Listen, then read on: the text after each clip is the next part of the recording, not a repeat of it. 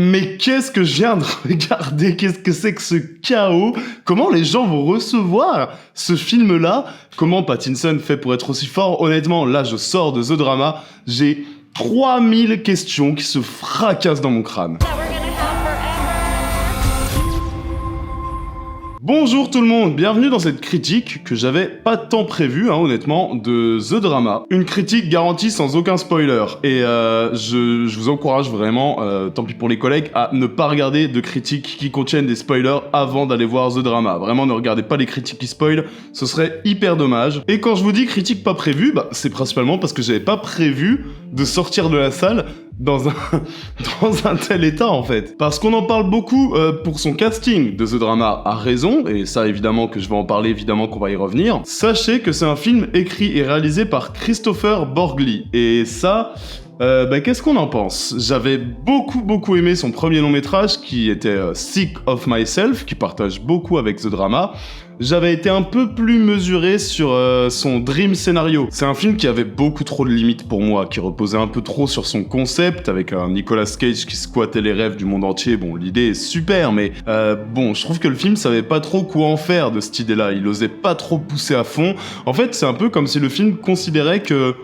Ok, le concept est fort, le concept suffit en fait. Il y avait bien des séquences qui m'avaient vraiment mis mal à l'aise parce qu'elles duraient, et ça c'est assez génial, mais elles étaient trop rares. Et du coup, film de Christopher Borgli, qui sonnait aussi comme un gros film à concept, encore une fois, c'était pas le meilleur signal pour moi. En fait, j'ai peur du film qui va carrément m'énerver, honnêtement. Mais bon, j'adore Robert Pattinson, j'adore Zendaya aussi. Je trouve que c'est une actrice qui est particulièrement brillante quand elle est bien dirigée. Je trouve que c'est une actrice qui a complètement conscience de l'image qu'elle a et de son rôle à Hollywood. Et franchement, qui sait choisir ses rôles. Je ne sais absolument pas de quoi parle le film, si ce n'est que, on est sur une embrouille d'un couple pré-mariage. Bon, écoutez, me voilà dans la salle. Et vraiment, cette salle, je l'ai quittée 2 heures après, en me disant, mais qu'est-ce que c'est que ce bordel, quoi? Worst thing I've ever done. Okay, Are you serious? Je vais faire un choix dans cette critique. Vraiment, je vais faire un choix parce que pour moi, ce film gagne à être découvert en sachant le moins possible. Je vais pas aller plus loin dans les images que je vous montre que la première bande-annonce, et je vais surtout ne pas détailler l'intrigue à aucun moment. Je vais pas aller plus loin que le synopsis officiel qui nous parle juste d'un couple heureux qui se rencontre, coup de foudre, ils sont en plein préparatif de mariage, et ce couple vacille lors de mystérieuses révélations qui se font les uns aux autres. Vous avez pas besoin d'en savoir plus. Moi, je vais m'arrêter là sur la description narrative. Sachez juste que ça va aller, évidemment, très loin. Et... en fait... vu que c'est vraiment la première chose qui m'a marqué, et je pense gros point fort du film et qui va pas forcément être le plus évoqué par les collègues, moi j'avais envie de parler de mise en scène, parce que là pour moi il y a beaucoup de choses à dire. On le comprend, et on le comprend très vite, vraiment au bout d'un premier virage narratif. La réussite du film, elle repose sur sa manière de mettre en scène le malaise en fait. Et The Drama pousse cette logique assez loin, en tout cas beaucoup plus loin que Dream Scénario, qui y arrivait quand même, comme je l'ai dit, le temps de quelques séquences. Non, ici en fait Borgli revient à ce qui faisait la force assez radicale, je trouve, de quelques séquences et des images de Sick of Myself. C'est-à-dire que il sait qu'il aura pas besoin d'en faire des tonnes. Il sait que surstyliser son film va le desservir. Il faut pas surstyliser ton film quand ton film parle d'un malaise comme ça, qui est assez explicite dans le scénario. Est-ce qu'il y a vraiment besoin de jeux sur l'éclairage hyper prononcé? Est-ce qu'il y a vraiment besoin de jeux sur les focales? Est-ce qu'il y a vraiment besoin de gros décadrages pour qu'on comprenne le malaise? Pour moi, non. En fait, ça, pour moi, limite, c'est presque des aveux d'échec. Et j'avais très peur que ce drama se vautre là-dedans. Je suis assez rassuré, et ça, assez rapidement. Parce que, vraiment, The Drama, en fait, joue sur un procédé quasi naturaliste qui va lentement détourner et vraiment créer le malaise à partir de rien. On refuse toute stylisation excessive. On filme un réel qui est sans excès, un réel très réel en fait, que ce soit dans les décors, que ce soit dans la direction artistique, que ce soit dans les lieux. On n'est pas sur une stylisation totale. Mais, dans ce réel-là, dans ce réel auquel on croit, il y a quelque chose qui va pas. Un micro-mouvement ou une lumière étrange, mais pas étrange explicite, juste un petit truc qui cloche, qui te crée en fait une espèce d'instabilité permanente qui se retrouve dans tous les aspects du film. Éclairage, mise en scène, direction d'acteur, découpage, montage, je vais détailler tout ça. Mais t'as une sensation qui est assez plaisante au cinéma à vivre, que chaque scène peut basculer à n'importe quel instant, en un mot, en un cadre. Et ça, c'est un gros point fort. You know each other really well. You have to stop thinking about it. I'll just say stop thinking. So you are thinking about it. Oh, for fuck's sake, I am thinking about it now. Il y a un nombre de virages narratifs assez hallucinants dans The Drama. On part vraiment d'une parodie de rom-com américaine, avec cette rencontre, ce coup de foudre, cette annonce de mariage, bon ok, pour aller très vite vers un regard beaucoup plus sociétal, un regard qui dépasse largement ce couple, et l'histoire va prendre des ampleurs assez insoupçonnées, un peu comme le faisait Gone Girl par exemple, qui pendant 30 minutes nous racontait comment Ben Affleck tombait amoureux, et à la fin ça te fait vraiment un pamphlet sociétal qui dépasse largement le cadre d'un couple. C'est ce vers quoi tend The Drama, et avec un tel scénario, ben voilà, pas besoin d'en faire des tonnes en fait. The Drama, c'est un film grinçant, c'est un film souvent drôle, je vais y revenir, un pur film d'humour noir. En fait, c'est pour moi le genre de film que rêverait d'être un Sans Filtre, par exemple. Et il fonctionne bien mieux que Sans Filtre, parce que les procédés de mise en scène du cinéaste sont quand même bien plus subtils. Parce que contrairement à Robert Ostlund, ici, en fait, on a un cinéaste qui a conscience que ce scénario est suffisamment fort et solide pour ne pas tomber dans une hystérie de mise en scène un peu bourrine, qui s'avérerait finalement être plus chiante qu'autre chose. Je veux dire, des exemples tout bêtes, j'en ai plein, et je vais continuer à parler de mise en scène avant de parler des extraordinaires Zendaya et Robert Pattinson. Mais The Drama, bon ok, on s'en doute, c'est avant tout un film de dialogue, et pour filmer ça, il y a quand même un refus systématique du chant contre chant classique. On a beaucoup de plans moyens, de plus en plus serrés, donc de plus en plus oppressants, ça n'invente pas la poudre, mais où les deux personnages coexistent dans le même cadre, et souvent avec une légère dissymétrie. Il y en a toujours un qui est légèrement plus proche de la caméra, ou un autre légèrement en retrait, ou même parfois partiellement hors du champ. Ça m'a assez marqué le nombre de plans où il y a un personnage qui est partiellement coupé. Manière assez efficace de parler d'un rapport de force, manière assez efficace de mettre en scène une relation totalement non égalitaire, sans en faire des tonnes. Et je pense qu'à Robert Ostlund, t'aurais calé ça avec 3 mouvements de caméra ou avec une ligne de dialogue hyper explicite. Et ça, c'est qu'un des 1000 procédés qui montrent qu'il y a quand même un vrai soin accordé à la mise en scène. Mais comme je l'ai dit, moi, ce qui m'a vraiment marqué, c'est le malaise, quoi. fuck was that? I don't know. Just, there's some drama. The Drama repose beaucoup sur des hésitations, sur un éclairage, sur une lumière, comme je l'ai dit, faussement naturaliste, mais jamais totalement réaliste. La nuance, elle est totale. Par exemple, pareil, les sources lumineuses, tu vas très souvent les avoir dans le cadre. Tu vas souvent avoir les lampes, tu vas souvent avoir les néons, je veux dire, tu sais d'où vient la lumière, mais légèrement exagéré, avec des contrastes un peu trop marqués, ou avec des ombres un peu trop présentes, ou avec juste une source lumineuse qui correspond pas forcément à la lumière qu'on a à l'image. Et ça, on s'en rend pas compte, mais je vous assure que ça te crée aussi une atmosphère assez particulière en fait. Tu rajoutes à ça une froideur totale dans la palette colorimétrique, je veux dire, t'as des teintes désaturées, avec pas mal de vert et de bleu, ça rappelle complètement l'esthétique de Sick of Myself. En fait, c'est une image qui te met un peu à distance, qui cherche à aucun moment à être hyper immersive, et ça colle assez bien avec le scénario qui montre aux personnages qu'en fait, qui nous met en scène des personnages qui ne se connaissent finalement même pas à la veille de leur mariage. Et pareil, alors ça, beaucoup plus fascinant pour moi. Encore, on traite les personnages comme des acteurs. On filme chaque perso comme étant un acteur. Ce que je veux dire par là, c'est qu'en fait, on fait jamais oublier dans le film que les personnages sont des acteurs. Et ça, pourtant, c'est la lutte numéro 1 dans le cinéma. Faire oublier... un réalisateur rêve de faire oublier que son acteur joue. C'est vraiment, il y a des bouquins entiers sur comment faire oublier qu'un acteur est un acteur. Je veux dire, de Bresson à Godard à Scorsese, chacun a sa petite idée sur la question, mais le but, c'est vraiment de faire oublier qu'un acteur est autre chose qu'un personnage. On essaye de faire oublier l'acteur derrière le personnage, c'est vraiment le b.a.-ba du cinéma. Dans The Drama, on cherche jamais à faire oublier que les personnages sont des acteurs, que derrière les personnages, il y a Zendaya et Robert Pattinson. Tout le monde joue. dans ce film. Les personnages jouent. Et on le devine parce qu'il y a des micro-fautes partout. Et ça, c'est la direction d'acteur que je trouve très forte. Les dialogues sont pas forcément toujours alignés avec les émotions. Il y a toujours un léger décalage entre ce qui est dit et la manière qu'ont les personnages de sembler le ressentir.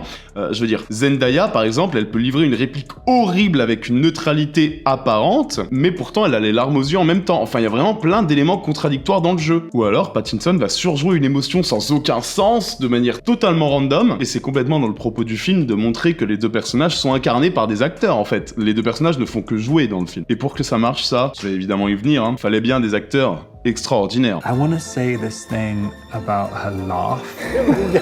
You know how it's very cute, but it's also kind of Repulsive even. Il faut vraiment s'arrêter sur ce que font Robert Pattinson et Zendaya dans The Drama. Franchement, grosse performance. Et c'est pas juste une grosse performance. C'est, et c'est quand même à signaler pour des acteurs de ce calibre, un vrai prolongement de la mise en scène de Borgli. Et je sais ce que vous allez me dire, oui, bah c'est normal Intercut, les acteurs ne font que prolonger la mise en scène du réalisateur, les acteurs sont du bétail, oui.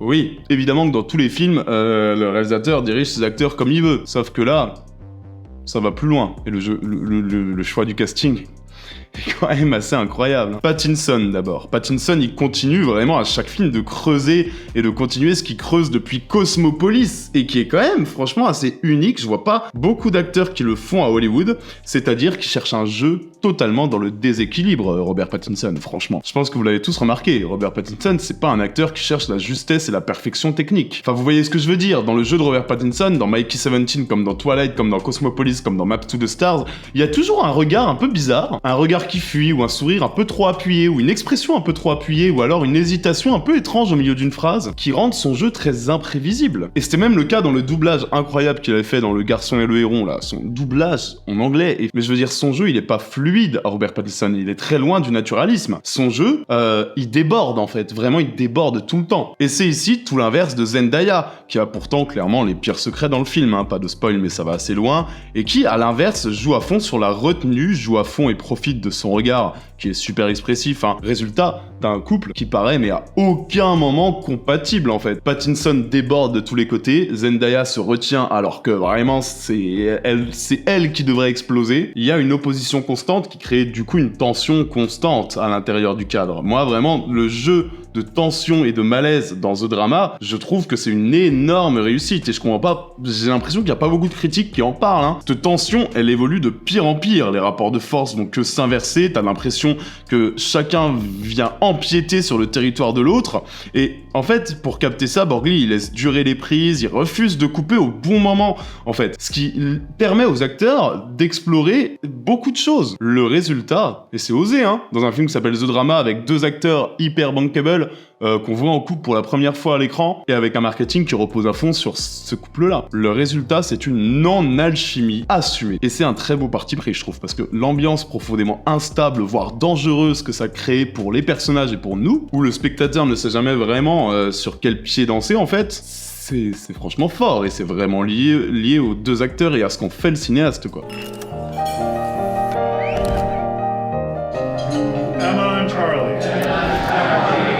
En fait, j'aime le fait que le film laisse exister ces acteurs. Le fait d'avoir conscience que ta force principale, c'est d'avoir deux acteurs de fous furieux, et donc de laisser ces acteurs exister dans le plan, parfois même plus loin que ce qui serait considéré comme étant nécessaire, mais de laisser continuer pour avoir cette petite émotion, de laisser tourner pour avoir cette petite hésitation, ce moment où tu vois que les acteurs ne savent plus trop quoi faire, même, des fois, vraiment, je me suis posé la question. Enfin voilà, ne pas couper ce moment un peu inconfortable où l'acteur semble avoir dépassé son rôle d'acteur, où l'acteur et donc le personnage ne sait plus trop quoi faire, c'est quand même vraiment pas mal comme idée. Et c'est dans ce moment-là que je trouve que le film réussit vraiment quelque chose, dans ça, et même dans sa structure narrative. Parce que même la structure narrative, je la trouve osée. En fait, The Drama est un film qui ne résout rien. Il y a une accumulation des situations de plus en plus folles, de plus en plus horribles, et chaque scène ajoute juste une couche de complexité sans résoudre la scène d'avant, et sans jamais offrir de solution. Au résultat, le film avance, mais il ne résout rien. Et ce qui est fascinant, c'est que malgré malgré, bon, cette noirceur qui existe, malgré cette tension constante, le film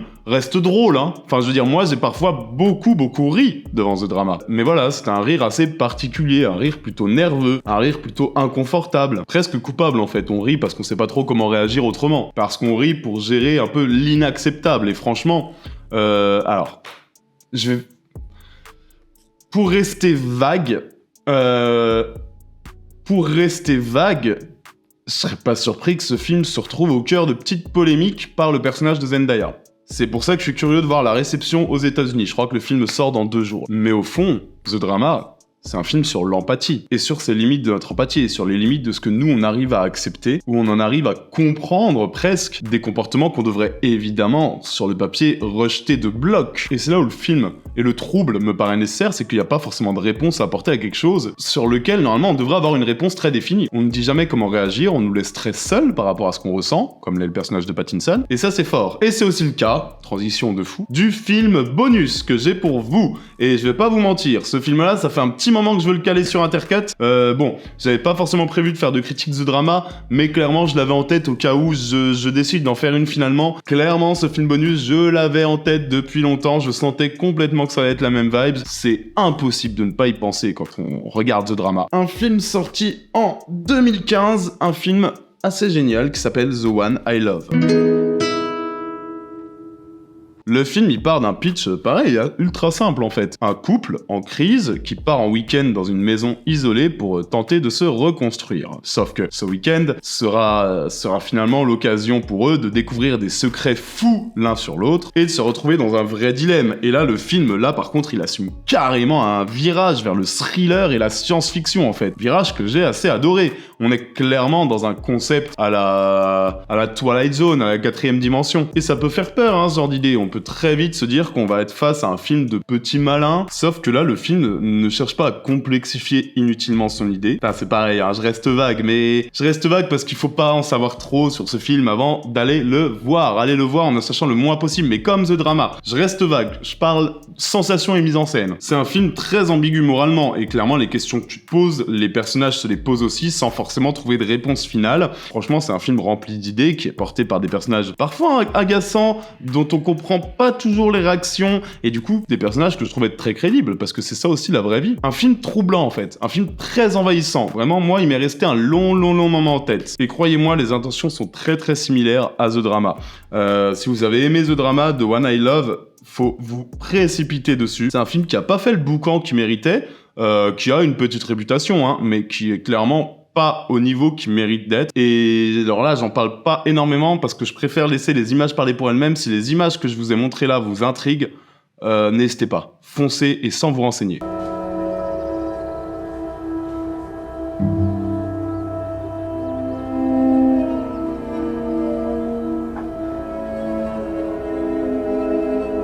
Bon bah voilà les amis, The Drama évite énormément des pièges que je craignais voir en lui. Vraiment, et je suis très content qu'on soit plus proche de Sick of Myself plutôt que The Dream Scenario. Et pareil, Sick of Myself, j'en ai pas parlé, mais foncez voir The Sick of Myself si vous avez l'occasion. Hein. Très bon premier long métrage. Et puis Zendaya, et puis Robert Pattinson, qui... je comprends évidemment leur intérêt pour ce film en fait. Je veux dire, Zendaya qui passe d'un film qui était un peu similaire, c'est-à-dire l'atroce Malcolm et Mary qui a été lourd, pompeux, un noir et blanc artistique à la con, qui avait rien à dire et qui nous parlait comme si c'était le chef-d'œuvre du siècle. Passer de ça à The Drama, putain, ça doit lui faire du bien. Robert Pattinson, bon, je comprends complètement pourquoi ce rôle l'intrigue, hein. Robert Pattinson, tous les rôles comme ça, on sait qu'il excelle dedans, et là vraiment il est excellent. Et il y a quand même l'intelligence, faut pas l'oublier, d'un cinéaste qui sait quoi faire de ces deux stars-là et qui maîtrise son film de A à Z. Et ça me permet vraiment, moi, de plus facilement pardonner le petit écart Dream Scenario. N'hésitez pas à me dire ce que vous en avez pensé, parce que comme je l'ai dit, le film, je pense que la réception va vraiment... Enfin, elle m'intrigue vraiment, je suis très curieux. Dites-moi ce que vous en avez pensé, n'oubliez pas qu'on a un petit Tipeee qui permet de faire vivre la chaîne, c'est hyper important. Vraiment, chaque petit don aide énormément, hein, Intercut. Je suis sur Instagram aussi, et très actif, le lien est dans la description, n'oubliez pas de vous abonner et de me follow back, je follow tout court. On met la cloche, on s'abonne sur YouTube pour être sûr de ne rien rater, parce qu'on sort plusieurs vidéos toutes les semaines. Les amis, prenez soin de vous et n'oubliez pas que vous êtes les meilleurs. Ciao à tous, bisous.